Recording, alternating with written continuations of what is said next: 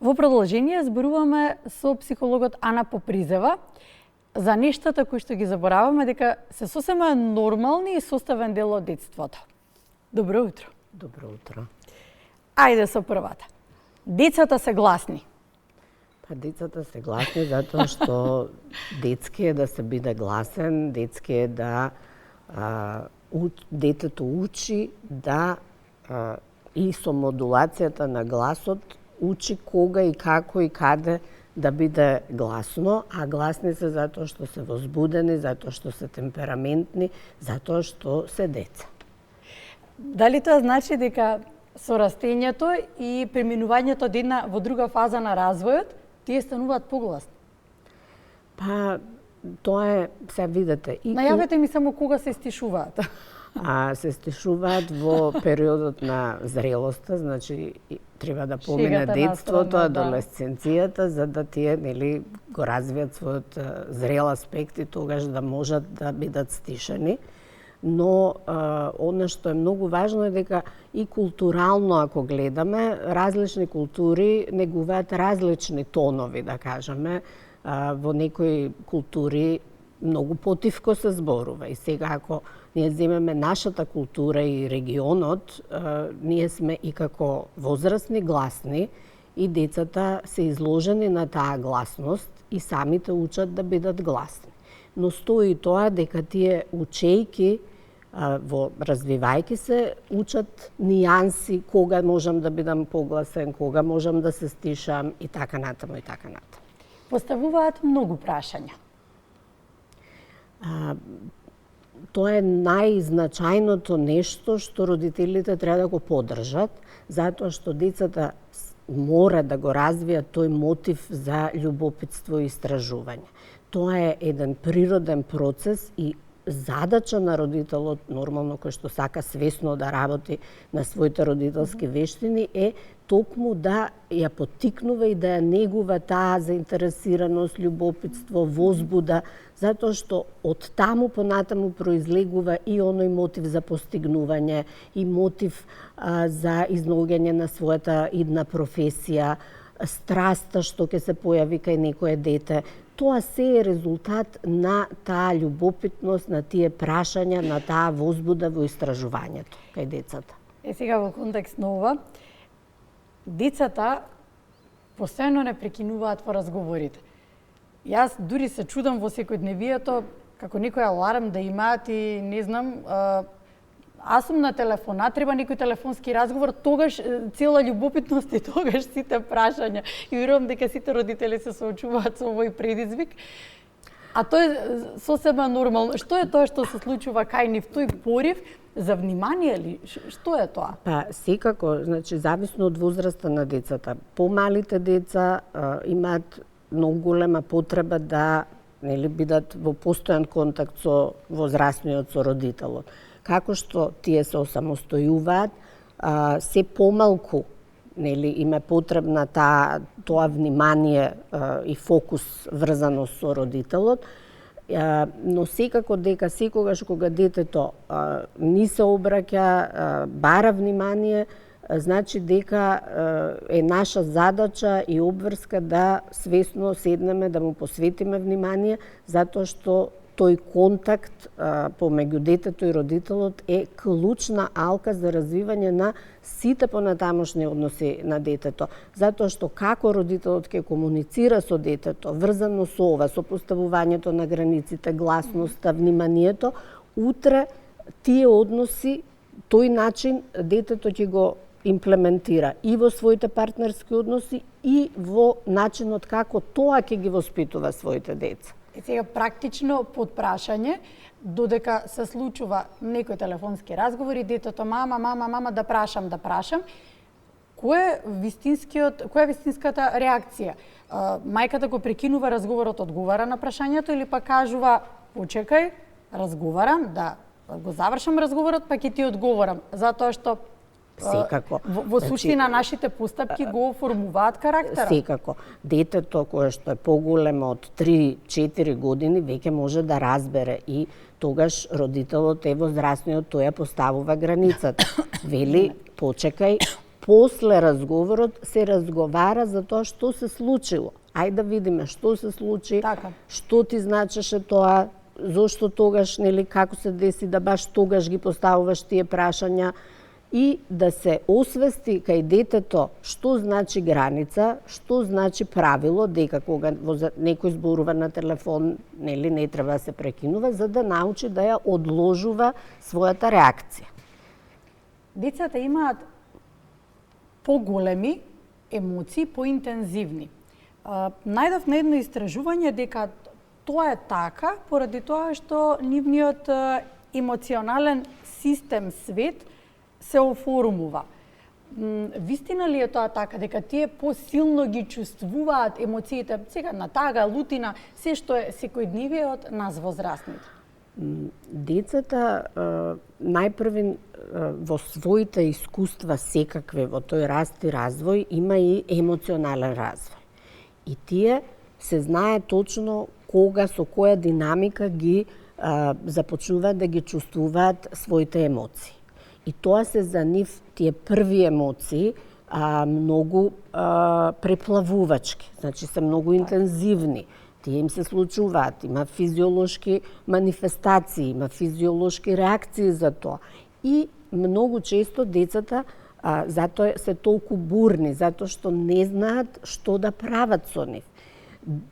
Учат како да ги преживуваат емоциите, учат како да ги регулираат емоциите. И затоа нам од позиција на возрастни ние го забележуваме тоа што и вие, Јована, го забележавте, тој интензитет на емоции.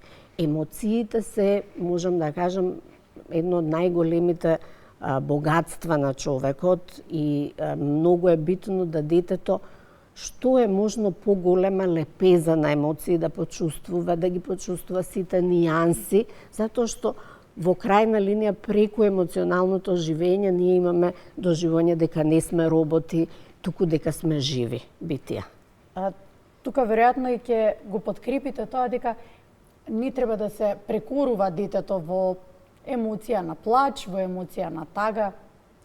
Па, еве, новите истражувања покажуваат дека кога детето е во емоција интензивна, значи, нити може да не слушне, нити може да не разбере што му збориме, затоа што физиолошки и невропсихолошки други системи функционираат органски кај него.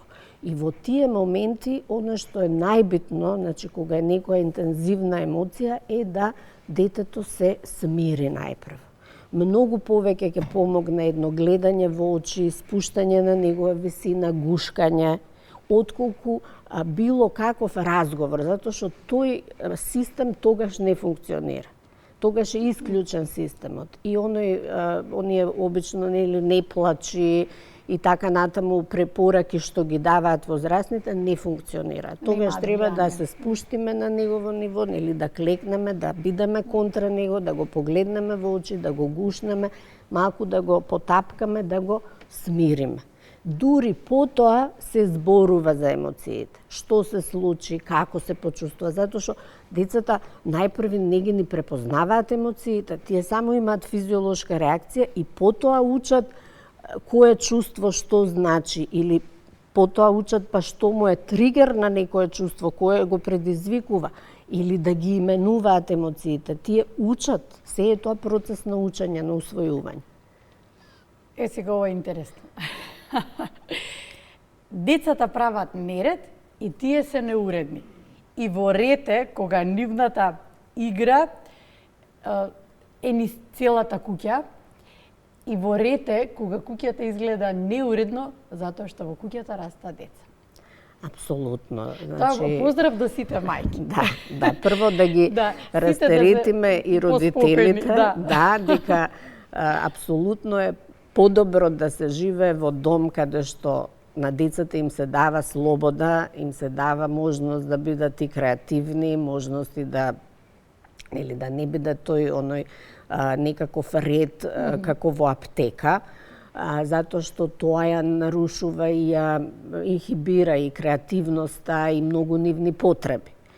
Но истовремено, значи, она што е многу важно да се каже, дека во овој процес на воспитување родителите ги учат децата и на почитување на правила и граници. Така да на некој начин развивање на лична одговорност е ако, зависно од возраста, нели, се воведе и правило да се вратат играчките на место, да се средува собата и така натаму. А Марија Монтесори, која што е познат педагог, уште на почетокот на минатиот век многу прецизно дефинира децата на која возраст какви активности можат да прават. Значи, децата треба да бидат вклучени и во делот на, не знам, да изџогира, да направи салата, да исече, да постави маса и така натаму. Затоа што така учат што значи заедничко живење. Така учат што значат почитување и на некои правила. Така да тој баланс меѓу не треба да биде дома како аптека и да биде секогаш се средено, затоа што растат деца, меѓутоа исто е обврска дека ние како возрастни, како родители сме тие што ги учиме децата на одговорност, дека после играњето треба, нели, бојците да се исчистат, да се средат коцките и така натаму. Убаво го споменавте тоа за границите, затоа што децата најчесто ги тестираат нашите граници, докаде можат да одат. Да, децата секојдневно ги тестираат границите на возрастните и тука е многу битно да фактички родителите бидат свесни за ова, да бидат свесни за својата позиција, дека сепак тие се возрастни и дека тие ги поставуваат границите и дека затоа што многу често се случува да некои родители имаат многу широки граници. И практично на детето му е се дозволено, детето е во центарот на семејството, за сметка на тоа потребите на родителите се инхибирани, нели, најбитно е детето, па и така натаму, значи тој, да кажеме, центристична позиција на детето. Сега, животот е многу повеќе од живот во семејството и многу често се случува потоа децата кога ќе тргнат во градинка или во училиште да доживуваат сериозни, дури можам да кажам и психички состојби заради тоа што не се научени дека тие граници кај другите луѓе надвор од семејството се поинакви, дека во градинка има правила, дека во училиште има правила и не знаат како да се однесуваат. Затоа препорака до родителите. Ако сакаат самоуверени деца, ако сакаат деца кои што лесно ќе се адаптираат во средината, мора да работат на поставување на граници, затоа што во светот функционира со поставени граници. Да го завршиме разговорот со нешто интересно. На децата постојано им треба потсетник поради тоа што лесно се дефокусираат. Ако им кажеме мама те молам донеси го тоа, треба веројатно да го повториме неколку пати, затоа што додека се стигне од едната до другата просторија, постои дефокус. Тоа е, да речеме, една вечна борба и секојдневна борба. И од една страна тоа е и заради границите, меѓутоа од друга страна и заради тоа што децата не се возрастни. И тие ја немаат нити истиот степен на концентрација на внимание, нити истата фокусираност и практично родителот преку многу е битно да биде тоа перзистентно, постојано, да биде доследно тоа потсетување и да сите во семејството, возрастните бидат сложни околу тоа, нели, зашто деца да се потсетуваат, додека да се усвојат тие дали се правила, дали се некои обврски кои што децата треба да ги направат. Ана Попризова, благодарам. Родителството се учи, секојдневна е борбата, секојдневен е предизвикот. Ви благодарам да нас советите. Се надевам дека утринава бевме доста податливи и интересни малку да потсетиме на секојдневието. Па еве, верувам дека ги размрдавме малку барем родителите. Ви благодарам.